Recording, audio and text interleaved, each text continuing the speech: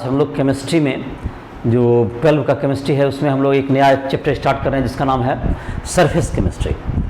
तो surface chemistry जो तुम्हारा है, ये जो चैप्टर है जिसमें हम लोग पढ़ते हैं सरफेस फिनोमेनन के बारे में। जैसे कि क्लास 11 फिजिक्स में तुमने एक चैप्टर देखा होगा जिसमें कि था फिजिक्स में सरफेस टेंशन पढ़ते हैं, that is also a surface phenomenon. तो सरफेस फिनोमेनन से परिचित भी हो, जैसे उसके बहुत से एग्जांपल्स भी दिए जा सकते हैं। सरफेस पे जो फिनोमेनन होते हैं, जैसे कि हम लोग घर में पेंट करते हैं तो वह भी सरफेस पर ही पेंट करते हैं, दैट इज़ वो भी एक सरफेस है। तो पहला जो चीज़ आता है सरफेस के केमिस्ट्री में बहुत से एग्जांपल देखते होगे सरफेस का पर जो फिनोमेनन होता है उसकी चर्चाएं इसमें करेंगे हम लोग। इंडस्ट्री में भी इसका बहुत सा यूज होता है, बहुत सी चीज़ केमिकल के फॉर्मेशन में इसका जो है सरफेस केमिस्ट्री का सरफेस पर जो होने वाले फिनोमेनन है वो काफ़ी इंपॉर्टेंट होते हैं और किस प्रकार से इसमें बॉन्ड बन सकते हैं। इसके अलावा इस चैप्टर में हम लोग कैटलिस्ट के जो एक्शन को है उसको भी बेहतर रूप में समझने की कोशिश करेंगे, कैटालिसिस को पढ़ेंगे। उसके बाद कोलाइड, इमल्सन, इन सबों के बारे में ये जो सब जो सरफेस फिनोमेनन है उसके बारे में चर्चा इस चैप्टर में की जाएगी। और तो सबसे पहले आता है कि सरफेस क्या है। सबसे पहला टर्म ये है कि सरफेस को कैसे डिफाइन करेंगे। जैसे कि हम लोग सामान्य बात करते हैं कि जैसे कि ग्लास में पानी रख दिए तो पानी के ऊपर में एक पानी और यहाँ पर जैसे कि यहाँ पर ग्लास में या सी में रिवर में वाटर है, तो वाटर के ऊपर में यहाँ पर एयर होता है। तो ये जो सरफेस होता है ये दो बल्क मीडियम को सेपरेट करता है। दो बल्क मीडियम यहाँ पर जैसे हुआ इस एग्जाम्पल में एयर एंड यहाँ पर वाटर, एयर और वाटर का जैसे यहाँ पर जो केस लिए तो एयर और वाटर का जो तुमको एक जो लेयर, सबसे ऊपर का जो लेयर है जो कि दोनों से इंटरेक्शन होता है, जिसका एयर से भी और वाटर से भी इंटरेक्शन होता है, और दैट इज कॉल्ड सरफेस। तो सरफेस का मतलब ये होगा कि the small layer which separates the two bulk medium is called surface. इसका जो थिकनेस होता है ये काफ़ी मॉलिकुलर लेवल में होता है, मॉलिक्यूल के साइज में होगा, जिसको हम लोग 1 नैनोमीटर से लेकर 100 नैनोमीटर के बीच में कह सकते हैं। इसकी थिकनेस होती है, काफ़ी होती है।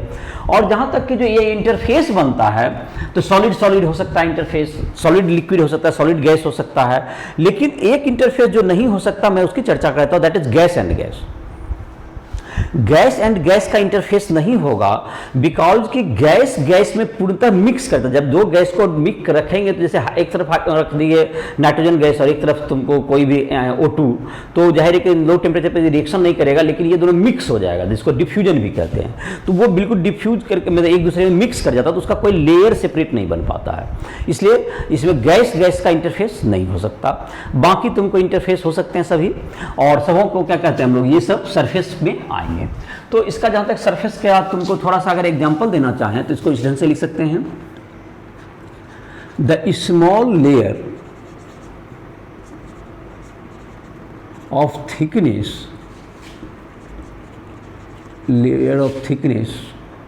1 nanometre to 100 nanometre, 1 nanometre to 100 nanometre which separates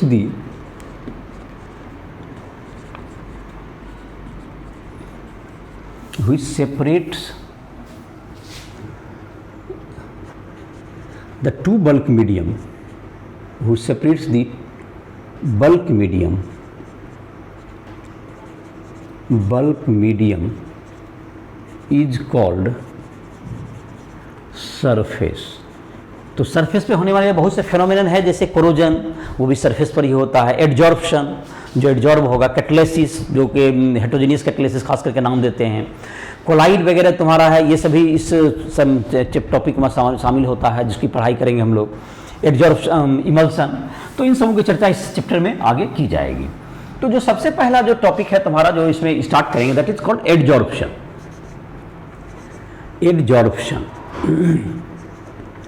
adsorption क्या हुआ, तुमको किसी मॉलिक्यूल्स को सॉलिड या लिक्विड के सरफेस पर एक्यूमुलेट करना, उस पर जमा करना, that is called adsorption. Surface पर एक्यूमुलेट करना, बल्क में नहीं जाना चाहिए, जो कि अंदर है उसका जो अंदर का कॉन्सेंट्रेशन उसमें नहीं जाना चाहिए, बल्कि सिर्फ बल्क में रहे, जो कि सरफेस पर रहे, that is called adsorption.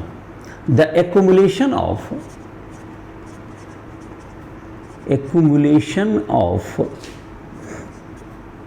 molecules at the surface of solid and liquid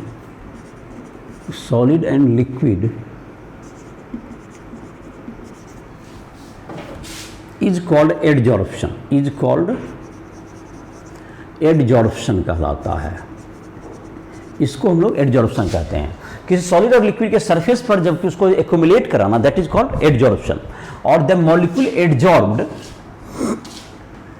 the molecules adsorbed is called adsorbate. The molecules accumulated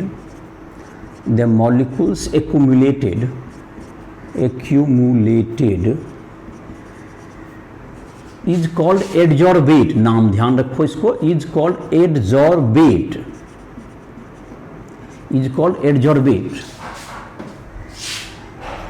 and the surface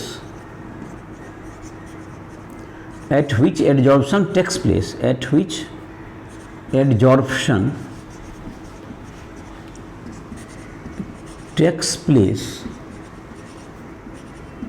called adsorbent, जिसके सरफेस पर एडजॉर्प्शन होगा दैट इज कॉल्ड एडजॉर्बेंट, और जो molecule की accumulate हो रहा है that is called adsorbate. तो दो शब्द आ गए यहाँ पर, और the process is called adsorption. उस पर एक्यूमुलेट होने की जो प्रोसेस हो गया दैट इज कॉल्ड एडजॉर्प्शन। तो एडजॉर्प्शन जिस मॉलिक्यूल का, जो मॉलिक्यूल एक्यूमुलेट हो रहा है सरफेस पर दैट इज कॉल्ड एडजॉर्बेट, जिसके सरफेस पर दैट इज कॉल्ड एडजॉर्बेंट, और the process is called adsorption. तो एडजॉर्प्शन के तुमको कुछ एग्जाम्पल्स हैं, जैसे कि कुछ जो कि हम लोग, जिसको कि हम लोग कह सकते हैं, और एडजॉर्प्शन कुछ एग्जाम्पल ले लेते हैं। देयरआफ्टर एग्जाम्पल कुछ देख लेते हैं, जैसे कि क्या तुम्हारा, जैसे बुक में जो तुम्हारा दिया हुआ है उसकी मैं चर्चा कर देता हूं। जो चारकोल होता है तुम्हारा, वह क्या करता है, चारकोल जो है तुमको गैस को, जैसे H2O2 N2, इन सब गैस को, जिसका कि खास करके मॉलिक्यूलर फोर्स ज़्यादा होता है, जिसका कि मॉलिक्यूलर फोर्स मतलब SO2 जैसे है, जिसको ज़्यादा आसानी से लिक्विफाई कर सकते हैं, उसको जल्दी और एडजॉर्ब करेगा क्योंकि उसके इंटरमॉलिक्यूलर फोर्स स्ट्रांग होते हैं। तो जो चारकोल है उसको क्या करता है, चारकोल जो तुम्हारा एक, ये charcoal adsorbs gases like O2, N2, SO2, ETC। और इसको ऑब्जर्व कैसे कर सकते हैं कि जैसे जैसे किसी बर्तन में रख दिए, उसमें गैस है, उसमें चारकोल डाल दीजिए तो देखेंगे कि उसका प्रेशर डिक्रीज कर जाएगा। इसका मतलब हो गया कि ये प्रेशर डिक्रीज कर गया, इट मीन्स कि जाहिर है कि गैस क्या हुआ, उसके सरफेस पर गैस जो है फ्री अब नहीं रह पाया, इसलिए और चारकोल के सरफेस पर क्या हो गया, एडजॉर्ब हो गया। तो यहाँ चारकोल एडजॉर्बेंट हो गया, और गैस जो सरफेस पर एडजॉर्ब होगा दैट इज हो गया तुमको एडजॉर्बेट हो गया। दूसरा तुमको एग्जाम्पल है, तुमको जबकि हम लोग जो एनिमल चारकोल है, तुमको animal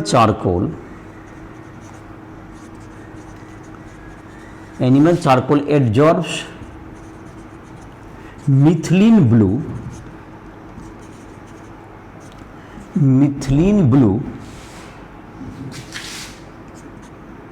to become the solution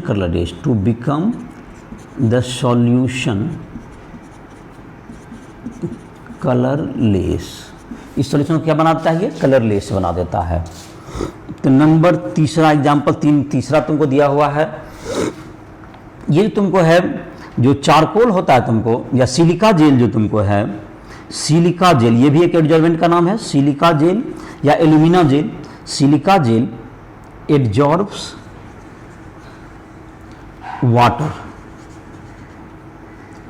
water, जैसे कि एयर को ये क्या कर देगा, एयर को ये तुमको ड्राई करने में काम आ सकता है आपका, जहां पर ह्यूमिड एयर है तो उसको ये, उससे वाटर को एडजॉर्ब कर लेगा, एडजॉर्ब वाटर कर सकता है तुमको ये। चलो एक और एग्जांपल तुम्हारे पास है, जैसे कि तुम देखते होगे कि जो जिसको गुड़ कहते हैं, जिसको जो कि देखो लाल भूरा कलर का होता है, लेकिन चीनी हमारा क्या होता है, तुमको चीनी जो होता है वो व्हाइट कलर का होता है। तो ये जो रॉ जो तुमको जो कि जो शुगर है, जो कि जिसको एडजॉर्ब करके उसमें जो कलर्ड पिगमेंट है उसको एडजॉर्ब कर लेता है तुमको चारकोल, जिससे कि वह क्या हो जाता है, तुमको कलरलेस होता है। तो ये लिखते हैं colour pigment of raw sugar is adsorbed by charcoal. ये चारकोल के द्वारा एडजॉर्ब होता है जिससे कि ये कलरलेस हो जाता है। ये सब इसके एग्जाम्पल्स हो गए कुछ जो कि हमको एडजॉर्प्शन था। अब एक टर्म इसी से मिलता जुलता आता है, एक जैसे कि तुमको डिजॉर्प्शन कहते हैं, इसमें जैसे है तुमको डिजॉर्प्शन एक शब्द आता है, इसका उल्टा हो गया, एडजॉर्प्शन का विपरीत वर्ड हो गया desorption. The process of escaping of adsorbed molecule या adsorbed molecule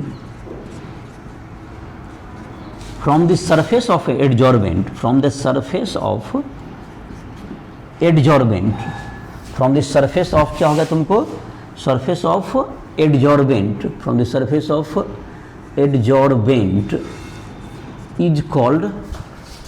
is called desorption. इस प्रोसेस को हम लोग जब उल्टा प्रोसेस हो गया, जो कि एडजॉर्बेट को जो कि हम लोग डिपॉजिट किए तो एडजॉर्प्शन हो गया, और उसको वहां से हटाने की जो प्रक्रिया हो गई दैट इज कॉल्ड डिजॉर्प्शन। इसको हम लोग कहेंगे डिजॉर्प्शन होता है। अब तुमको इसके बाद जो तुम्हारा आता है एडजॉर्प्शन के बाद एक इसी से मिलता जुलता टर्म है जिसको हम लोग कहते हैं एब्जॉर्प्शन। एडजॉर्प्शन और एब्जॉर्प्शन में क्या डिफरेंस होगा? तो एडजॉर्प्शन तुमको हो गया जो कि प्रक्रिया हो गया तुमको सरफेस पर जो कि किसी को एक्युमुलेट कराना, दैट इज कॉल्ड एडजॉर्प्शन। और जबकि तुमको एब्जॉर्प्शन क्या होता है, तुमको ABSORPTION, एब्जॉर्प्शन, ABSORPTION, एब्जॉर्प्शन। तो ये जो तुम्हारा हो गया, जबकि मॉलिक्यूल को तुमको सरफेस के बजाय वह बल्क में भी प्रवेश कर जाए तो यह प्रक्रिया क्या कहलाती है? एब्जॉर्प्शन हो गया। अगर तुमको सरफेस के अलावा बजाय एब्जॉर्प्शन, तो एब्जॉर्प्शन हो जाएगा the process in which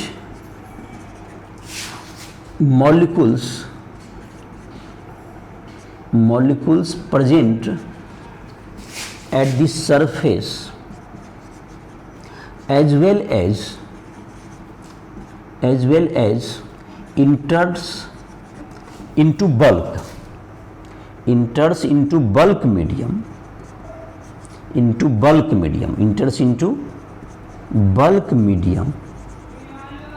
is called absorption. जिसमें कि बल्क में चला जाए तो जो कि सरफेस का कॉन्सेंट सरफेस के साथ साथ बल्क में भी चला जाए तो ये क्या कहलाएगा? एब्जॉर्प्शन। जैसे कि तुमको एग्जांपल इसमें दे सकते हैं,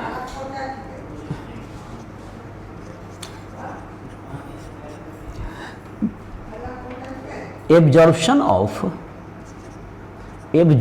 बोल रहे हैं, एब्जॉर्प्शन ऑफ कलर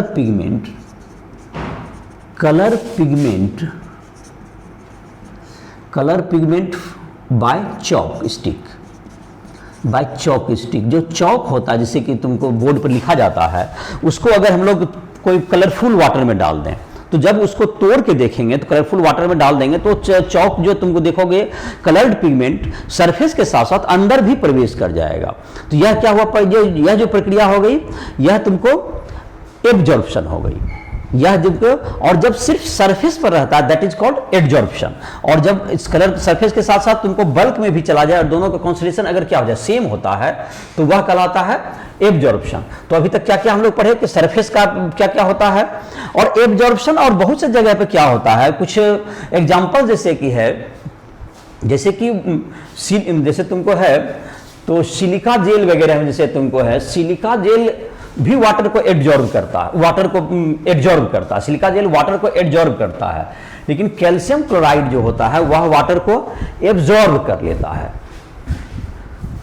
तो कैल्शियम क्लोराइड जो है वाटर को क्या करेगा? एब्जॉर्ब करेगा। तो CaCl2.2H2, जैसे कि तुम देखा होगा कुछ जो तुमको जो यूज करते हैं वाटर केमिकल जो कि वाटर को एब्जॉर्ब करता है, उसमें तुमको एक CaCl2 का भी नाम सुना होगा। दूसरा तुमने जो है तुमको P2O5, फास्फोरस पेंटाक्लोराइड, ये सभी तुमको क्या है? वाटर को एब्जॉर्ब करता है। H2SO4 भी वाटर को एब्जॉर्ब करता है। तो ये सब जो है चीज ये वाटर को एब्जॉर्ब करने के लिए यूज किए थे, लेकिन सिलिका जेल क्या करता है? ये वाटर को एब्जॉर्ब करता है। तो कहीं कहीं पर यह भी होता है तुमको प्रक्रिया कि कहीं कहीं पर यह भी डिसाइड करना मुश्किल होता है कि यह प्रक्रिया एडजॉर्प्शन है या एब्जॉर्प्शन है। कुछ जगह पे ऐसा होता है, तो उस स्थिति में क्या होता है, चूंकि बल्क पे ज्यादा कंसंट्रेशन कम होता है और सरफेस पे कंसंट्रेशन अधिक होता है, तो इस स्थिति में ये ना तो कंप्लीट एब्जॉर्प्शन हो पाया ना ही एब्जॉर्प्शन। तो उस स्थिति में एक वर्ड यूज करते हैं हम लोग, सर्प्शन। उसमें यूज किया जाता है सर्प्शन। जैसे कि एब्जॉर्प्शन में तो सिलिका जेल क्या करता है, सिलिका जेल एब्जॉर्ब वाटर, मतलब वाटर ये सरफेस पर रहेगा, but CaCl2 absorb water to become CaCl2.2H2O, ये तुमको बनाता है। ये तुमको हो गया। और एक सॉर्प्शन हो गया, सॉर्प्शन हो गया जहां पर कि दोनों में डिस्टिंग्विश नहीं किया सके। जबकि क्या हो गया तुमको किस स्थिति में, सॉर्प्शन, जबकि तुमको दोनों का डिस्टिंग्विशन नहीं हो पाता, दैट इज कॉल्ड सॉर्प्शन। क्योंकि उस स्थिति में क्या होता है कि सरफेस पे कॉन्सेंट्रेशन अधिक है जो कि एडजॉर्बेट का, और अंदर में भी एडजॉर्बेट चला गया, उसमें कॉन्सेंट्रेशन कम है। तो इस स्थिति में हम लोग क्या कहते हैं, इस स्थिति को सॉर्प्शन के द्वारा हम लोग डील करते हैं। तो ये सब तुमको कुछ डिफिनेशन के टर्म्स हो गए जो कि एडजॉर्प्शन से जुड़े हुए थे। अब है एडजॉर्प्शन के बाद आते हैं, एडजॉर्प्शन का मैकेनिज्म पे आते हैं। एडजॉर्प्शन का कुछ अभी डिफिनेशन हो गया कि एडजॉर्प्शन क्या होता है। तुमको सरफेस पहले कभी पढ़े, सरफेस क्या होता था, वो 1 नैनोमीटर से 100 नैनोमीटर तक का जो थिकनेस का लेयर होगा जो कि दो बल्क मीडियम को सेपरेट करता है, that is called surface.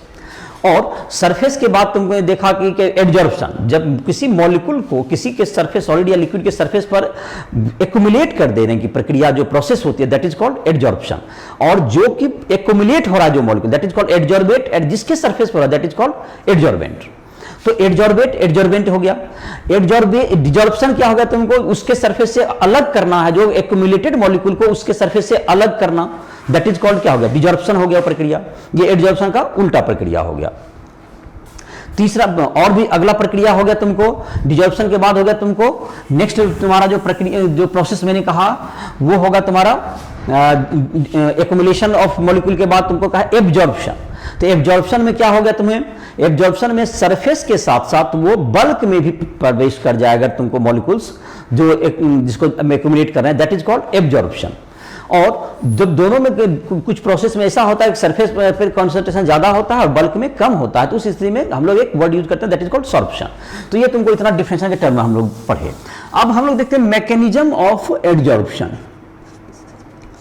Mechanism of adsorption, adsorption से जुड़े हुए जो कंसेप्शंस हैं, क्यों होता है एडजॉर्प्शन, एडजॉर्प्शन के लिए क्या जरूरी है, इन सब बात को हम लोग इसमें देखेंगे। एडजॉर्प्शन का जैसे मतलब क्या है, इसको सरफेस को पहले गौर से फिर से देखते हैं। कोई सरफेस है, जैसे कि अभी हमने एक दिखाया था सरफेस को, तो मॉलिक्यूल्स कुछ जैसे वाटर के मॉलिक्यूल हैं, तो जो कि अंदर मॉलिक्यूल है और एक सरफेस पे मॉलिक्यूल, दोनों की परिस्थितियां अलग अलग होती है। एक जो बिल्कुल इनसाइड है, इनसाइड मॉलिक्यूल है, इसको जो तुमको सब तरफ के जो फोर्सेज होंगे, जैसे इधर के सेम टाइप के मॉलिक्यूल है, सब तरफ से मॉलिक्यूल खींचेंगे तो इस पर नेट फोर्स क्या हो जाएगा, इस पर नेट एट्रैक्टिंग फोर्स 0 हो जाएगा। Net attraction force, net intermolecular force equals to 0। ये जो तुमको ये 0 हो जाएगा इसका। और तुमको दूसरा जो तुमको होगा, इसमें इंटरमॉलिक्यूलर फोर्स 0 हो जाएगा तुमको रिजल्टेंट, चूंकि सब तरफ से होगा। लेकिन यही बात अगर तुमको सरफेस पर जो मॉलिक्यूल्स होगा यहाँ पर, इसमें क्या होगा, यहाँ पर तो इधर तो वाटर मॉलिक्यूल होगा, इधर वाटर मॉलिक्यूल होगा, इधर वाटर मॉलिक्यूल का अट्रैक्शन होगा, और इधर की तरफ एयर होगा, एयर मॉलिक्यूल जिसका अट्रैक्शन कम होगा। तो इसका मतलब इधर की ओर एक रेसिड्यूशल फोर्स बच गया। तो ये यही रेसिड्यूशल फोर्स जो बचता है, that is per unit length पे हम लोग क्या कहते हैं, इसको सरफेस टेंशन कहते हैं। तो यहां पर देख सकते हो कि ये जो इंटरमॉलिक्यूलर फोर्स, जो कि वाटर मॉलिक्यूल का ज्यादा इंटरमॉलिक्यूलर फोर्स होगा, तो वो ज्यादा अट्रैक्ट करेगा इन कंपैरिजन टू एयर। तो एयर का कम होगा, जिससे कि यहां पर जो है तुमको नीचे की तरफ जो कि अंदर का जो मॉलिक्यूल है, इस पे कोई फोर्स नहीं है रिजल्टेंट, लेकिन जो सरफेस पे मॉलिक्यूल है उस पर एक रेसिडुअल फोर्स बच जाता है। और इसके कारण क्या होता है, वह किसी को भी एक्युमुलेट करने की प्रवृत्ति रखता है, जिससे कि उसका सरफेस फोर्स जो है वो कम हो सके, और जिससे कि सरफेस एनर्जी भी उसका कम होता है, और इस प्रकार से एनर्जी जो सरफेस एनर्जी रिलीज होगा, इसलिए इस प्रोसेस में, एडजॉर्प्शन के प्रोसेस में हमेशा हीट रिलीज होता है, इसलिए यह प्रोसेस एक्सोथर्मिक होगा। तो क्या क्या मैंने बताया, फिर से इस बात को गौर करो कि एडजॉर्प्शन जो है तुम्हारा यहां पर जो मॉलिक्यूल्स की इनसाइड द सरफेस हैं उस पर इंटरमोलिकुलर फोर्स 0 है, लेकिन जो सरफेस पर रहते हैं उस पर एक रेसिडुअल फोर्स बचा हुआ है। रेसिडुअल फोर्स है जो कि इसको एडजॉर्बेट को क्या करता है, अपनी ओर खींचता है, जो कि वहां पर चूंकि उसका नेट फोर्स 0 नहीं हो पा रहा है। तो यही रेसिडुअल फोर्स किसके लिए जिम्मेदार होता है, एडजॉर्प्शन के लिए रिस्पॉन्सिबल होता है। और ये रेसिडुअल फोर्स को कम करने के लिए जो मॉलिक्यूल वहां पर एक्युमुलेट कराता है, जिससे कि उसकी सरफेस एनर्जी क्या होती है, कम होती है, और यह सरफेस एनर्जी हीट एनर्जी के रूप में एडजॉर्प्शन के प्रोसेस में रिलीज होती है। इसका मतलब कि एडजॉर्प्शन का जो प्रोसेस है दैट इज एक्सोथर्मिक प्रोसेस है। तो इस बात को लिखते हैं, फिर आगे इसमें देखते हैं थर्मोडायनेमिक प्रिंसिपल, फिर लेके इसमें इसके साथ इसको डील करते हैं। तो इसमें लिख लेते हैं कुछ एक आध लाइन इससे जुड़ा हुआ। The molecules present at the surface has residual force to decrease the residual force to decrease the residual force, molecules accumulate adsorption takes place। तो इसी के कारण जो है एडजॉर्प्शन क्या होता है, वहां पर यही रिस्पॉन्सिबल होता है, adsorption takes place. Adsorption decreases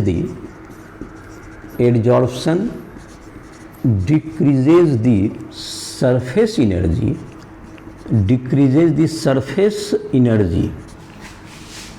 so it is an exothermic process। तो एडजॉर्प्शन कैसा हो गया, एक्सोथर्मिक प्रोसेस हो गया। So it is an exothermic process, ये एक्सोथर्मिक प्रोसेस होगा। और जहां तक की बात रही डेल्टा जी बराबर क्या होता है, तुमको जो गिब्स एनर्जी चेंज जहां तक देखें किसी भी प्रोसेस के होने के लिए Gibbs energy change delta G is equal to होता है थर्मोडायनेमिक्स में delta H minus T delta S. ये तुमको है, इसका याद होगा, मैं इसको फिर से लिख देता हूं, इसे गिब्स एनर्जी चेंज, ये थर्मोडायनेमिक्स का जो मैं पढ़ा होगा 11 में। डेल्टा एच होता है तुमको, ये इक्वेशन है तुमको, delta G is equal to del H minus T del S, ये है तुमको इंथैल्पी चेंज। और टी तो हो गया temperature in kelvin, T temperature in kelvin, और डेल्टा एस इंट्रोपी चेंज कहलाता है। ये तुमको इंट्रोपी चेंज।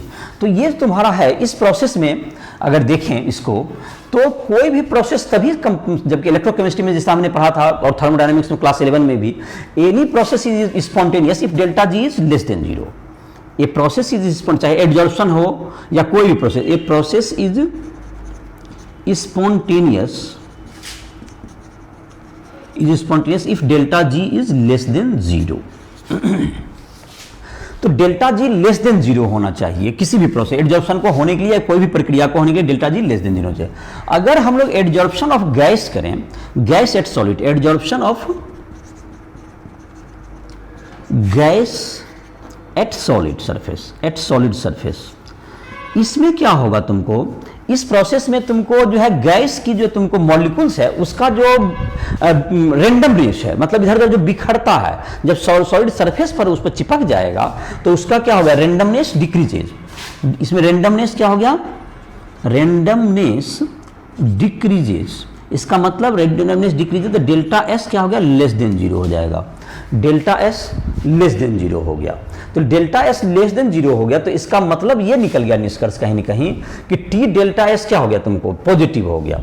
तो डेल्टा जी तुम्हारा हो गया डेल्टा एच बराबर, डेल्टा जी बराबर del H minus T del S, और डेल्टा एच तो इसका निगेटिव होता ही है, डेल्टा एच क्या है, लेस देन 0 है। और डेल एस भी क्या हो गया इस प्रोसेस का, लेस देन जीरो। जैसे इन एक्सोथर्मिक प्रोसेस का, ये एक्सोथर्मिक होने के कारण एक्सोथर्मिक का डेल्टा एच क्या होता है, बाद में जो इंथैल्पी चेंज, पहले जो रिएक्टेंट की इंथैल्पी ज्यादा होती है, प्रोडक्टिव कम होती है, उसको माइनस करते हैं तो कम हो जाता है, that is less than zero exothermic के लिए। तो delta H less than zero है, डेल्टा एस भी लेस देन जीरो है। तो इसको क्या यहां पे होना चाहिए कि अगर डेल्टा जी को लेस देन जीरो होने के लिए डेल्टा टू बिकम, देखो अब डेल्टा जी को डेल एच तो वो निगेटिव है और delta S negative, the negative into temperature kelvin में कभी भी निगेटिव नहीं होता, तो ये पॉजिटिव हो जाए टी डेल्टा एस। अगर डेल्टा एस गैस को जब एडजॉर्ब कराए हैं तो उसका एंट्रोपी चेंज पॉजिटिव होगा, तो टी डेल्टा एस तुम्हारा क्या होगा, पॉजिटिव हो गया। और डेल्टा एच तो निगेटिव है, लेकिन टी डेल्टा एस पॉजिटिव हो गया तो डेल्टा एच को बहुत ज्यादा निगेटिव होगा, तभी डेल्टा जी पॉजिटिव हो, नेगेटिव हो पाएगा। To become delta G negative, to become delta G less than zero, delta H should be less than equal to, high negative होना चाहिए। जितना अधिक एनर्जी लिबरेट होगा उसके उतना ही क्या होगा तुमको, ये जो है एडजॉर्प्शन मजबूत होगा, adsorption stronger, adsorption stronger.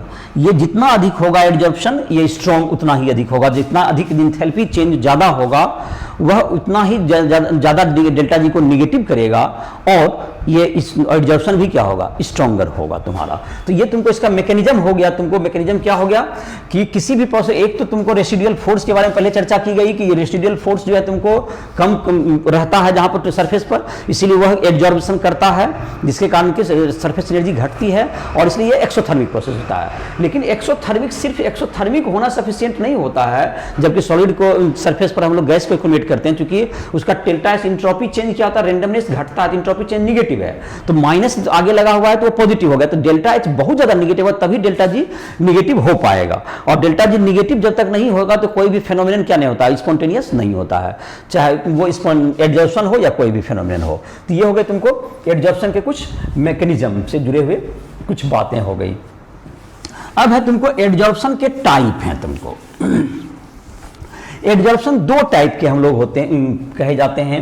Adsorption एक तुमको होता है जो कि फिजिकल फेनोमेनन के कारण, जस्ट एक वेंडरवाल जो अट्रैक्शन फोर्स होता है जिसके कारण कि एक मॉलिक्यूल दूसरे मॉलिक्यूल को अपनी ओर अट्रैक्ट करता है, उसके कारण वह उसको एडजॉर्ब करा ले। तो ये जो वेंडरवाल अट्रैक्शन कारण हो जाए तो ये कहलाता है फिजिजॉर्प्शन या फिजिकल एडजॉर्प्शन।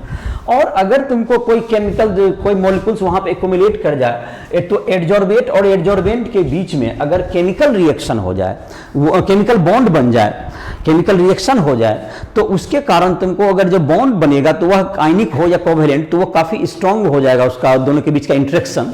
तो इस तरह का जो तुमको एडजॉर्प्शन होता है दैट इज कॉल्ड केमिजॉर्प्शन।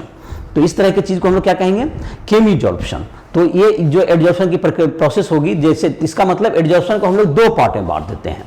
तो एक तो हो गया फिजिजॉर्प्शन और केमिजॉर्प्शन, टाइप्स ऑफ एडजॉर्प्शन। तो ये हो गया तुमको फिजिजॉर्प्शन, ये पहला नंबर है तुमको फिजिजॉर्प्शन, फिजिसॉर्प्शन। और दूसरा है तुमको, तो ये तुमको किसके कारण होता है, ड्यू टू क्या हो गया तुमको, due to weak van force, weak van force. Weak van force के कारण जो कि तुमको जब जिसमें कि तुम्हारा होगा तो वह कहलाएगा ये फिजिजॉर्प्शन। जो मॉलिक्यूल्स होते हैं ये तुमको लो टेम्परेचर पर क्या करेंगे, ये फिजिकल जो प्रोसेस होता है वो लो टेम्परेचर पर तुमको फेवर करेगा। इसको लो टेम्परेचर पर ये तुमको फेवर करता है, ये लो टेम्परेचर फेवर्स द फिजिजॉर्प्शन। अच्छा खैर उसको दो एक टेबल के रूप में बना देंगे। और दूसरा है तुमको सेकेंड नंबर केमिजॉर्प्शन, केमिसॉर्प्शन। तो इसमें तुमको हो गया the chemical bond forms, chemical bond forms between adsorbate and adsorbent, adsorbate और एडजॉर्बेंट के बीच में ये तुमको केमिकल बॉन्ड फॉर्म कर जाए तो ये तुमको क्या कहलाएगा, ये प्रोसेस क्या कहलाएगा, केमिजॉर्प्शन कहलाएगा। तो ये तुमको जब वैंडरवाल फोर्स के कारण होता है तो ये हो गया फिजिजॉर्प्शन। और कुछ ऐसे भी एग्जांपल होते हैं कि लो टेम्परेचर पर वो फिजिजॉर्प्शन होता है, जो हाई टेम्परेचर पर जाके केमिजॉर्प्शन होता है। Adsorption of H2 on nickel surface, on Ni surface, nickel surface is physisorption at low temperature, but at high temperature H2 dissociates into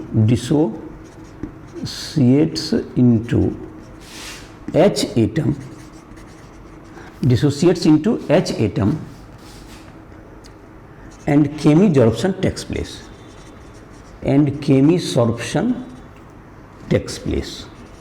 तो chemisorption takes place, ये तुमको एक लो टेम्परेचर से क्या होगा, तुमको ये है। और जाहिर है कि तुमको जो सरफेस एरिया बढ़ने पर कोई भी एडजॉर्प्शन हो, powder adsorbent has large surface area, so adsorption increases. Powder में तुम क्रिस्टल के बजाय पाउडर फॉर्म में सरफेस एरिया बढ़ जाता है, तो कोई भी एडजॉर्प्शन हो, फ्री जॉर्प्शन हो या केमिकल जॉर्प्शन हो, ये तुमको बढ़ जाता है। तो इन सब दोनों को हम लोग जो है तुमको एक टेबल के रूप में भी इसको हम लोग सेपरेट करके देख सकते हैं, फ्री जॉर्प्शन और केमिकल जॉर्प्शन को। तो जैसे कि यहाँ पर तुमको है, इसमें जो कुछ पॉइंट्स मैं लिख देता हूँ और उसके आधार पर तुमको दोनों में डिस्टिंग्विश कर सकते हो। जैसे इधर की तरफ लिखते हैं फिजिसॉर्प्शन, और तुमको इन सबों का अगर डिटेल टाइप का नोट्स चाहिए तो वो उसके लिए तुमको राइस ट्यूटोरियल ऐप को प्ले स्टोर से डाउनलोड करके तुम नोट्स ले सकते हो। उसमें तुमको जेई मेंस, जेई एडवांस, इन सबों के लिए तुमको क्वेश्चंस भी मिल जाएंगे। चाहे नीट इन सबों का तुम तैयारी करते हो तो उसके लिए तुम हमसे कंप्लीट जो है तुमको गाइड के लिए हमसे संपर्क भी कर सकते हो। तुम्हारे कोई टॉपिक छूटे हुए हैं जो नहीं समझ पा रहे हैं, या तुमको फुल कोर्स पढ़ना हो तो तुम एज ए मेंटोर्स के रूप में तुम हमको सेलेक्ट कर सकते हो। तो उसमें तुमको जहाँ भी तुमको दिक्कत होगी उसको मैं गाइड कर सकता हूँ। जो भी तुमको फिजिक्स, केमिस्ट्री, मैथ किसी भी टॉपिक में दिक्कत हो रहा हो या फुल पढ़ना हो तो तुम हमसे संपर्क कर सकते हो। राइस ट्यूटोरियल ऐप पर हमारा जो है फ़ोन नंबर और एड्रेस, ये तुम्हारा व्हाट्सएप नंबर, ये सब दिया हुआ है। वहाँ से तुम हमसे संपर्क करके तुम कोई भी अपनी मदद पढ़ाई के संदर्भ में ले सकते हो। और जो भी तुम्हारी रिक्वायरमेंट होगी, ऐप पर जाओगे तुमको उसमें जो है नोट्स भी मिल जाएंगे। तुमको बोर्ड का एग्जाम का प्रिपेयर करते हो तो नोट्स भी वहाँ पे मिल जाएंगे तुम्हें। और अगर तुमको जेईई मेंस, एडवांस इन सबों के लिए तैयारी कर रहे हो या नीट की, तो उसके लिए ऑब्जेक्टिव, सब्जेक्टिव सारे क्वेश्चंस तुमको उस ऐप पर उपलब्ध हैं। और तुम उसके अलावा तुम हमसे संपर्क भी कर सकते हो, लाइव क्लासेस भी ज्वाइन कर सकते हो, डाउट क्लास हो उसको भी तुम प्रीफर कर सकते हो। तो इसी के साथ तुमको जो है ये तुमको काफ़ी फायदेमंद ऐप है जो प्ले स्टोर पर उपलब्ध है। तुम राइस ट्यूटोरियल ऐप को प्ले स्टोर से डाउनलोड कर सकते हो। तो ये तुम्हारा है और फिजिसॉर्प्शन हो गया तुम्हारा। तो जैसे इसके कुछ पॉइंट्स मैं लिख देता हूं, मैंने कहा इसका जो डिटेल नोट्स है तुम ले सकते हो। तो जैसे कि इसमें हुआ, इसमें weak van der Waals force होता है इसके रिस्पॉन्सिबल। वीक वैन डर, मैं पॉइंट लिख देता हूं सिर्फ, weak van der Waals force के कारण ये होता है।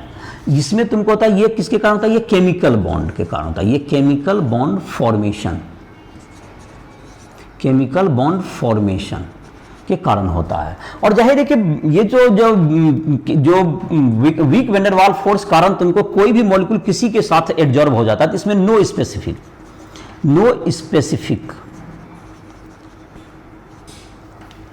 इसमें किसी को किसी तरह की बॉन्ड तो हर किसी का हर किसी से नहीं बन सकता है। तो बॉन्ड नहीं बनेगा तो it is specific in nature. Specific मतलब कि जो हर कोई भी एडजॉर्बेट किसी पर डाल दो तो केमिजॉर्प्शन नहीं होगा। स्पेसिफिक इन नेचर, ये स्पेसिफिक होगा नेचर में, कि दूसरा का मतलब किसी का किसी के साथ नहीं बनेगा। तीसरा, ये तुमको इरिवर्सिबल होता है। ये रिवर्सिबल होता है कि एक बार बना दिए फिर तुमको क्या कर सकते हैं, इसको रिवर्सिबल, ये फिर से हट जाएगा फिर से बन जाएगा। लेकिन एक बार केमिकल बॉन्ड बन गया तो उसको आसानी से आप नहीं हटा पाएंगे। और ये जो प्रोसेस होता है इरिवर्सिबल,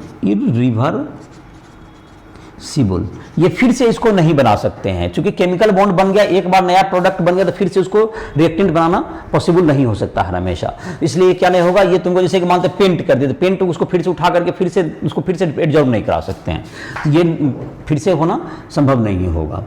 इसमें तुमको जहाँ तक की है, इसमें एक्टिवेशन एनर्जी, तो अगर केमिकल रिएक्शन होता तो इसमें होता नहीं है, तो no activation energy required, no activation energy required. इसमें क्या चाहिए हमको, इसमें हमको एक्टिवेशन एनर्जी चाहिए। ये चौथा नंबर में एक्टिवेशन एनर्जी रिक्वायर्ड। कोई भी केमिकल रिएक्शन हो तो एक हमेशा एनर्जी की जरूरत पड़ेगी, तभी वो केमिकल रिएक्शन हो पाता है। पांचवा कह सकते हो तुम इसमें कि इसमें जो तुमको होता है इंथैल्पी चेंज डेल्टा एच, इसमें लो होता है, डेल्टा एच लो होता है, इसका डाटा होता है 20 to 40 किलो जूल पर मोल, 20 to 40 किलो जूल।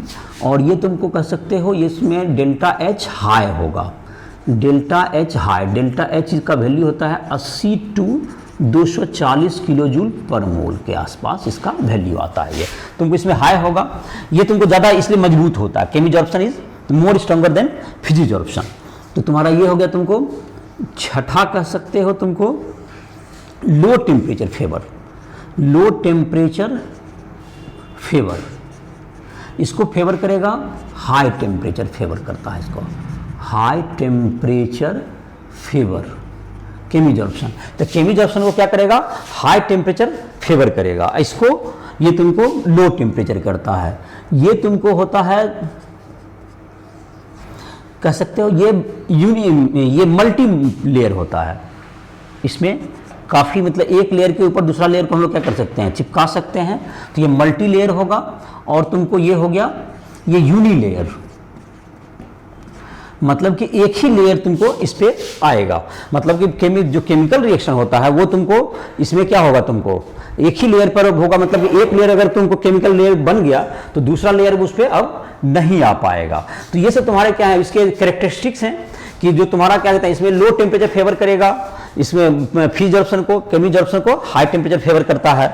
उसके अलावा तुमको क्या हो गया कि इसके लिए जो है यूनी लेयर मतलब जो कि लेयर होगा तुम्हारा, जो केमिकल रिएक्शन होता है वो तुमको एक लेयर में होगा, उसमें तुमको दो लेयर में तुम्हारा मतलब मल्टी लेयर होता है। फिजिजॉर्प्शन तो वैन डर वाल फोर्स एट्रैक्शन से होता है, जो कि किसी को भी किसी में चिपका स्पेसिफिक भी नहीं होता, और ये हाईली स्पेसिफिक होगा। इसमें तुमको टेम्परेचर क्या होगा तुम्हारा, ये तुमको सरफेस एरिया पर दोनों डिपेंड करता है, depends upon surface area, depends upon surface area.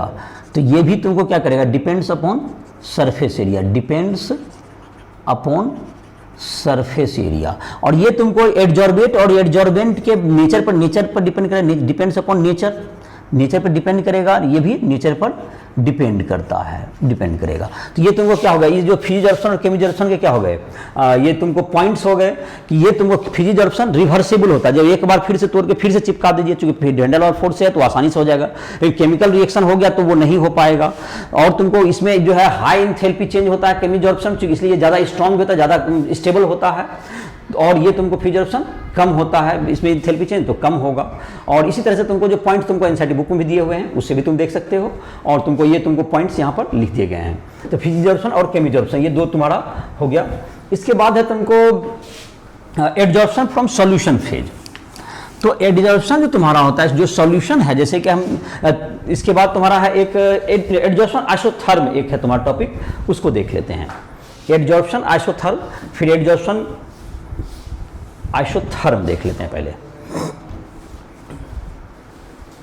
Adsorption isotherm का मतलब हो गया कि जो कि हम लोग किसी सॉलिड के सरफेस पर अगर हम लोग गैस को एडजॉर्ब करते हैं तो वह प्रेशर के साथ किस प्रकार वैरी करता है एट ए टेम्प, मतलब कि एक कांस्टेंट टेम्परेचर अगर रहे तो प्रेशर के साथ जब वैरी करेगा, दैट इज कॉल्ड, उसको हम लोग कहेंगे,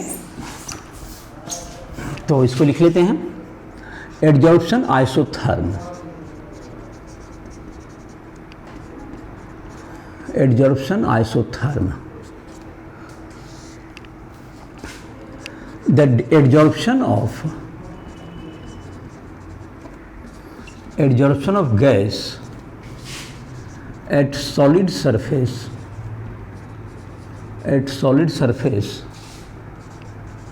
depends upon pressure of gas. Depends upon pressure of gas at a particular temperature.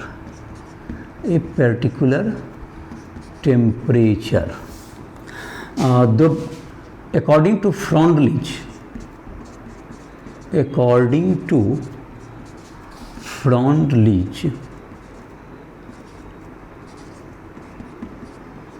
फ्रॉन्डलिच, ये तुम्हारा साइंटिस्ट का नाम है, Freundlich, the extent of adsorption,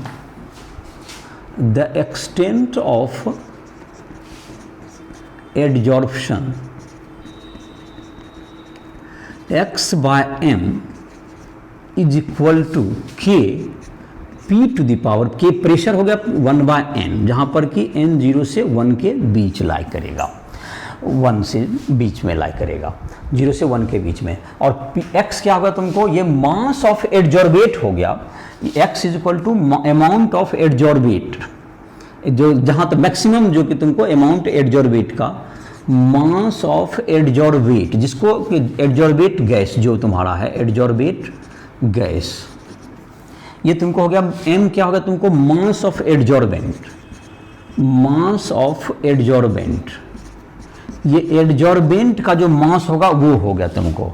अब p हो गया pressure of gas, p equals to pressure of gas, ये k तुम्हारा हर गैस के लिए अलग अलग कांस्टेंट होता है, k इक्वल टू कांस्टेंट, तो ये तुम्हारा ये देखा गया कि जैसे जैसे कम प्रेशर होगा तो तुमको जैसे जैसे अगर प्रेशर को हम लोग इंक्रीज करेंगे तो यह देखा जाता है कि जो x by m extent of adsorption, जो कि x जो कि तुमको है एडजॉर्बेट का जो अमाउंट है वो धीरे धीरे बढ़ते जाता है। तो इसको जो है तुमको, लेकिन धीरे धीरे तुमको जो कि एट हाई प्रेशर यह सेचुरेट हो जाता है, at low temperature x by m increases with pressure, but at high pressure it becomes saturated,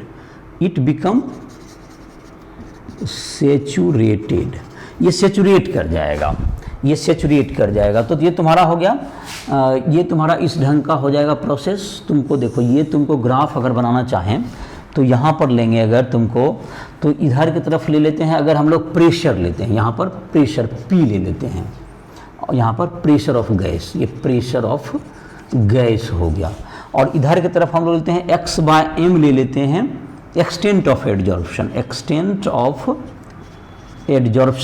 bye m ले लेते हैं, तो x बाय m, तो ये धीरे धीरे क्या होता है, ये तुमको जैसे जैसे तुमको बढ़ेगा तो ये तुमको शुरुआत में ये बढ़ते जाएगा, लेकिन ये धीरे धीरे क्या हो जाएगा, इसके पैरेलल हो जाता है ये। और जाहिर है कि ये तुमको जो फ्री एडजॉर्प्शन है तो ये तुमको लो टेम्परेचर इसको ज़्यादा फेवर करेगा, तो ये तुमको अगर ये दो टेम्परेचर पर ले आओ तो ये T1 पर है और ये T2 पर है, और T2 ग्रेटर देन T1 होगा, तो ये तुम्हारा फ्री एडजॉर्प्शन है, तो ये तुम्हारा क्या करेगा, ये तुमको लो टेम्परेचर इसको ज़्यादा फेवर करता है, तो x बाय m इसका बढ़ता है। तो ये तुम्हारा इस ढंग का ग्राफ ले लेगा ये तुमको। तो इसमें क्या बताता है, धीरे धीरे प्रेशर बढ़ रहा है, देखो धीरे धीरे प्रेशर बढ़ रहा है तो एक्स बाय एम का वैल्यू भी बढ़ते जा रहा है, लेकिन जैसे जैसे प्रेशर का बढ़ना जारी रहा, लेकिन देखो एक्स बाय एम धीरे धीरे सेचुरेट होता गया एट, और ये सेचुरेशन जो वैल्यू होता है, सेचुरेशन जो एडजॉर्प्शन का वैल्यू होगा एक्स बाय एम का, वो टेम्परेचर पर भी डिपेंड करता है, इसलिए इसको आइसोथर्म कर्व कहते हैं। यही तुम्हारा क्या हो गया, आइसोथर्म कर्व, जो कि फ्रेंडलिच के द्वारा दिया हुआ है, ये आइसोथर्म है। आइसोथर्म का मतलब एट ए पर्टिकुलर टेम्परेचर दिया, एक बार T1 पर खींचा हुआ है, एक बार T2 पर खींचा हुआ है, जैसे दो अलग अलग टेम्परेचर पर ये ड्रॉ किया हुआ है, तो ये आइसोथर्म का तुम्हारा हो गया। अब है तुमको इसके बाद जो तुम्हारा है, इसका जैसे लॉग ले लेंगे अगर, तो x बाय m का वैल्यू अगर हम लोग लॉग के साथ इसको डिटरमाइन करें तो x बाय m बराबर k p पर पावर 1 बाय n है। दोनों साइड अगर हम लोग लॉग ले लें तो लॉग x बाय m बराबर क्या हो जाएगा, लॉग के मल्टीप्लाई में प्लस में आ जाता है और पावर आगे आ जाता है log p। तो इसको जब हम लोग ग्राफ ड्रॉ करेंगे log के साथ, तो जाहिर है कि ये तुम्हारा क्या हो गया, ये log p हो गया और ये हो गया log x बाय m का ग्राफ ड्रॉ कर दें। तो यहाँ पर देखो log x बाय m को y, तो इसको y पढ़ सकते हैं, और y is equal to log p को x पढ़ सकते हैं, तो 1 बाय n को m कह दें, अगर स्लोप कहें ये x हो गया, और ये तुम्हारा क्या हो गया, y हो गया तुम्हारा, ये y हो गया अगर, तो y बराबर क्या हो गया, m इंटू एक्स, इसको स्लोप कह सकते हैं, 1 बाय n क्या बन जाएगा, एम एक्स प्लस सी, जैसा कि स्ट्रेट लाइन का इक्वेशन होता है y equals to M X plus C. तो y एक्स m के जगह पे यहाँ 1 बाय n है, और c के जगह पे क्या है तुमको log k, c के जगह पर log k है। तो ये जो तुम्हारा हो गया, ये तो जो x एक्सिस पर, जो y एक्सिस पर इंटरसेप्ट काटेगा दैट इज log k, और यहाँ पर ये जो तुम्हारा हो गया ये स्लोप बन जाएगा, ये तुम्हारा ये जो टेन थीटा है, ये जो टेन थीटा आ गया इसका वैल्यू 1 बाय n आ जाएगा, और ये तुम्हारा क्या बन गया, ये लॉग के हो गया, ये वाई एक्सिस का इंटरसेप्ट है, ये लॉग के हो गया। तो ऐसा स्ट्रेट लाइन आ जाएगा, लॉग का वैल्यू ग्राफ ड्रॉ करेंगे तो ये स्ट्रेट लाइन आएगा। तो ये तुम्हारा है फ्रॉन्डलिच का क्या हो गया, तुमको ये आइसोथर्म हो गया, और ये लॉग के आधार पर ये तुमको इसका वेरी करता है। तो जैसे जैसे प्रेशर इनिशियली बढ़ाते हैं तो इसका गैस का क्या होता जाता है, एडजॉर्प्शन जो होता है एक्सटेंट वो बढ़ता जाता है, लेकिन एक समय के बाद वो क्या जाता है, सैचुरेट हो जाएगा। तो ये तुम्हारा हो गया आइसोथर्म का। अब है तुमको 2 टॉपिक और बचा हुआ है एडजॉर्प्शन का, उसको भी इसी लेक्चर में कंप्लीट कर देते हैं। Adsorption from solution phase. तो सॉल्यूशन फेज में अगर एडजॉर्प्शन होता है तो सॉल्यूशन फेज में जो एडजॉर्प्शन होगा उसके कुछ एग्जांपल्स हैं, जैसे तुमको जबकि हम लोग क्या करेंगे एस्टिक एसिड के में तुमको कोई चारकोल वगैरह डाल देंगे एस्टिक एसिड सॉल्यूशन में, तो धीरे धीरे देखेंगे कि सॉल्यूशन में जो है एस्टिक एसिड का जो कॉन्सेंट्रेशन है वो क्या होते रहेगा, घटते चला गया। तो ये तुम्हारा क्या हो गया, एक उसका जो है वैल्यू को क्या कर रहा है, मतलब कि कॉन्सेंट्रेशन को कम कर रहा है। चाहे MgOH होल 2 जो तुम्हारा है उसको अगर मैग्नीशियम अगर उसमें डाल दें तो उसमें देखोगे कि उसके सरफेस पर क्या होगा, एक कलर्ड पिगमेंट आ जाता है, that is due to adsorption from solution phase का नाम है। तुमको सॉल्यूशन जैसे तुम्हारा है और भी जो तुम्हारा एग्जांपल हो सकता है जो कि सॉल्यूशन से क्या कर लेगा, एडजॉर्ब कर लेता हो। तो ये जो तुम्हारा है ये सब सॉल्यूशन से एडजॉर्प्शन के एग्जांपल हैं। Adsorption from solution, the solute can be adsorbed by adsorbent in solution जैसे तुमको है पहला, जैसे कि एग्जांपल मैंने दिया, जैसे कि एग्जांपल है तुम्हारा, तो एग्जांपल दिया हुआ तुमको adsorption of MgOH whole 2 by magnesium becomes colored, MgOH whole 2 adsorbs magnesium to become colorful, ये तुम्हारा एक एग्जांपल है। दूसरा, concentration of acetic acid decreases as charcoal is kept in the solution। तो सॉल्यूशन में रख देंगे तो ये क्या हो गया, इसको एडजॉर्ब कर लेगा। या एल्यूमिनियम या तुमको जो सिलिका जेल है वह क्या करता है, H2O को एडजॉर्ब कर सकता है। तुम्हारा क्या कहते हैं, एल्यूमिनियम और सिलिका जेल, एल्यूमिनियम और सिलिका जेल, एल्यूमिना जेल और या silica gel adsorb H2O from solution, H2O से मतलब को एडजॉर्ब कर सकता है। इसके कुछ जो कैरेक्टर्स हैं, कैरेक्टरिस्टिक्स इसका क्या क्या होगा, एक तो लो टेम्परेचर एडजॉर्प्शन, ये तुम्हारा सॉल्यूशन फेज से जो होगा adsorption decreases by increase the temperature, अगर टेम्परेचर बढ़ाइएगा तो ये डिक्रीज कर जाता है, फिर एडजॉर्प्शन का ये देखा जाता है। दूसरा, इंक्रीज कर जाएगा by increasing surface area of adsorbent का अगर सरफेस एरिया बढ़ाते हैं तो ये इंक्रीज कर जाएगा। It depends upon solute particle, it depends upon nature of solute and adsorbent particle, nature पर भी डिपेंड करेगा। चौथा, extent of adsorption x by m depends upon concentration of solution. तो इसका जो सॉल्यूशन, इसका जो इक्वेशन देते हैं हम लोग, x by m is equal to k c पर पावर 1 by n, जहाँ पर कि ये तुम्हारा c जहाँ पर हो गया कंसंट्रेशन ऑफ सॉल्यूशन, ये कंसंट्रेशन ऑफ सॉल्यूशन हो गया तुम्हारा। तो ये कंसंट्रेशन सॉल्यूशन का तुमको सॉल्यूशन फेज से कंसंट्रेशन का क्या हो गया, ये कुछ एग्जांपल हो गया जो कि तुम्हारा इस ये सब क्राइटेरिया ये फिजी जॉर्प्सन की तरह ट्रीट होता है, इसलिए ये तुमको लो टेम्परेचर पे इसको फेवर करता है, हाई टेम्परेचर पे ये कम होते जाएगा और जैसे जैसे टेम्परेचर बढ़ाते जाएंगे इसका जो है अमाउंट घटता जाता है।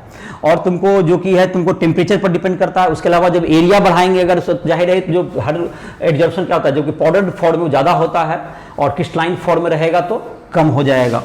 तो ये सब तुम्हारे क्या हो गए, इसके एग्जाम्पल्स भी हो गए। और कॉन्सेंट्रेशन के साथ ये फ्रॉन्डलिच में जैसे तुमको अभी देखे थे हम लोग फ्रॉन्डलिच कर्व में, उसी तरह से ये प्रेशर में जैसे वो वैरी करता था रफली, यह भी कॉन्सेंट्रेशन के साथ उसी प्रकार वैरी करता है।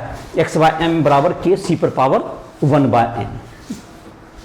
अब तुमको जो है एडजॉर्प्शन के कहाँ पे यूजेज हैं, तो यूज ऑफ एडजॉर्प्शन में 10 पॉइंट तुम्हारे बुक में दिए हुए, 10 पॉइंट में मेंशन करने की कोशिश करता हूँ और तुम्हारा ये लास्ट टॉपिक है इसलिए इसको भी खत्म कर देते। एडजॉर्प्शन का यूज ऑफ एडजॉर्प्शन, तो इसमें जो एडजॉर्प्शन का यूज है, पहला है तुमको हाई वैक्यूम क्रिएट करना। हाई वैक्यूम क्रिएट करना, VACUUM। हाई वैक्यूम मतलब गैस को क्या करता है, एडजॉर्बेंट क्या करता है, इसको एडजॉर्ब कर लेता है।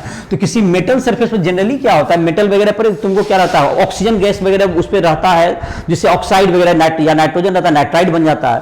तो आपको अगर एडजॉर्ब कराना है हाई वैक्यूम क्रिएट करके आप चाहते हैं तो क्लीन मेटल सरफेस प्राप्त कर सकते हैं। उसमें क्या करेंगे, उसको जो है तुमको जैसे चारकोल वगैरह उसमें डाल देंगे तो वह हाई वैक्यूम तक क्या कर सकता है, क्रिएट कर सकता है। तो हाई वैक्यूम क्रिएट करने के लिए किसका यूज करते हैं, एडजॉर्प्शन का यूज कर सकते हैं। तो मैं पॉइंट्स लिख देता हूं, सिर्फ सेंटेंस तुम अपना बुक से भी देख सकते हो और जैसे मैं बोल रहा हूं उसको भी उसके आधार पर नोट कर सकते हो। दूसरा है तुमको कि तुमको adsorption of poisonous gas in gas by gas mask. Adsorption of poisonous gas जैसे मीथेन हो गया, poisonous gas by gas mask. तो गैस मास्क में इसका यूज कर सकते हो जहां पर पॉइजनस गैस को इससे एडजॉर्ब कर लोगे, जो कि विषैला गैस है, जैसे कि तुमको CH4 वगैरह जो कि कोल माइंस में निकलता है उसको एडजॉर्ब करने में भी एडजॉर्बेंट जो तुम्हारा है सिलिका में, ये तुमको जो है चारकोल का यूज कर सकते हो। तीसरा ह्यूमिडिटी को क्या कर रहा है, control humidity. Control humidity by adsorbing water by silica और एल्यूमिना जेल, सिलिका और एल्यूमिना जेल। तो ये जहाँ पर भी ह्यूमिडिटी ज़्यादा है, जिसमें कि जैसे कि कोई भी आज का इलेक्ट्रॉनिक इक्विपमेंट है उन सबों को बचाना है ह्यूमिडिटी से, तो उसके लिए सिलिका या एल्यूमिना जेल का यूज कर सकते हैं इलेक्ट्रॉनिक्स इक्विपमेंट को उससे सेव करने के लिए। ये तुमको हो गया। तुमको इसके अलावा जैसे है तुमको कोई भी एडजॉर्प्शन का जैसे है तुमको फ्रॉथ फ्लोएशन प्रोसेस में क्या होगा तुमको, जबकि तुमको फ्रॉथ फ्लोएशन प्रोसेस इसमें क्या करते हैं, जो कि नेक्स्ट चैप्टर जो कि अगला चैप्टर है उसमें इसकी पढ़ाई होगी। तो उसमें क्या करते हैं कि adsorption of sulphide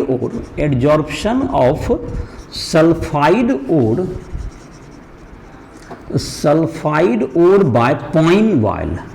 bye pine oil करते हैं, जिससे कि ये क्या होता है तुमको एडजॉर्ब होकर ये चला जाएगा, पाइन वाइल के साथ ऊपर उठ जाता है और जो इम्प्योरिटी है जो कि मिट्टी वगैरह वो सब नीचे बैठ जाता है, जिससे कि ओर को हम लोग जो सल्फाइड ओर है उसको हम लोग कॉन्सेंट्रेट करते हैं इसकी मदद से। ये तुम्हारा एक हो गया। तुमको है हेट्रोजीनियस कैटालिसिस,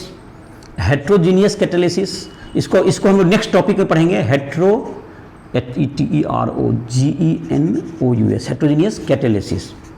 हेट्रोजीनियस कैटालिसिस का मतलब गैस के सरफेस पर, गैस को सॉलिड के सरफेस पे एडजॉर्ब कराना, adsorption of gas at solid surface. और जिसके कारण क्या होगा तुमको बहुत सब जो कि तुम्हारा प्रोसेस है, बहुत सा रिएक्शंस होता है, जैसे कि प्रोसेस जो अमोनिया बनता है, अमोनिया का प्रोडक्शन में H2SO4 का कंटैक्ट प्रोसेस से बनाना, ये सब इसके एग्जाम्पल्स हैं जहां पर कि इसका यूज होता है। इसको डिटेल हम लोग नेक्स्ट टॉपिक जो कैटालिसिस है उसमें हम लोग इसको पढ़ेंगे, इसको नेक्स्ट चैप्टर में हम लोग डिटेल में पढ़ेंगे और इसको नेक्स्ट टॉपिक में जो कि एक्सट्रैक्शन ऑफ एलिमेंट वगैरह जो हमारा नेक्स्ट चैप्टर होगा उसमें इसको देखेंगे डिटेल में। और इसको इसके बाद जो कैटालिसिस शुरू होगा उसमें इसको हेट्रोजीनियस कैटालिसिस का मतलब हो गया कि जब गैस है तुम्हारा और सॉलिड कैटलिस्ट हो उसमें जब डालेंगे तो वो एडजॉर्प्शन होता है, उसी के बाद रिएक्शन टेक्स प्लेस। जैसे इन सबों का इसमें एग्जांपल दिया गया, जैसे कि तुमको निकेल कैटलिस्ट यूज करता है वेजिटेबल घी बनाने में, वेजिटेबल ऑयल से वेजिटेबल घी बनाते हैं तो उसमें निकेल का यूज करते हैं, that is also an example of heterogeneous catalysis. तो ये सब तुम्हारा हो गया इसका। और तुमको हो गया पांचवा है तुमको चौथा, पांचवा, छठा तुम्हारा हो गया ना, छठा। जैसे कुछ control of disease, disease control कर सकते हैं। डिजीज कंट्रोल में क्या करता है कि तुमको डिजीज कंट्रोल में एडजॉर्प्शन ऑफ बैक्टीरिया, बैक्टीरिया या कोई भी जो बैक्टीरिया माइक्रो ऑर्गेनिज्म है बाय ड्रग्स। बहुत सा ड्रग क्या करता है, ये बैक्टीरिया या जो वायरस है या कोई भी जो माइक्रो ऑर्गेनिज्म है जो कि डिजीज का कारण बना है, उसको क्या करता है, उसको ये ड्रग जो होता है उसको ऐसा ड्रग डालते हैं कि वह उस पर चिपक जाए और इस प्रकार से वह बाहर हो जाएगा और इस प्रकार से क्या होगा, हमारा जो डिजीज है वह क्यूर हो जाएगा। ये तुम्हारा हो गया। तो सातवां कह सकते हैं, ये कंट्रोल ऑफ डिजीज हो गया तुम्हारा। उसके बाद तुम्हारा है एडजॉर्प्शन एडजॉर्प्शन का indicator, adsorption indicator, adsorption indicator, indicator. तो एडजॉर्प्शन का इंडिकेटर में क्या होता है, तुमको एडजॉर्प्शन जो तुम्हारा है इसमें तुमको जैसे कि जैसे AgCl adsorbs pigment to give indication of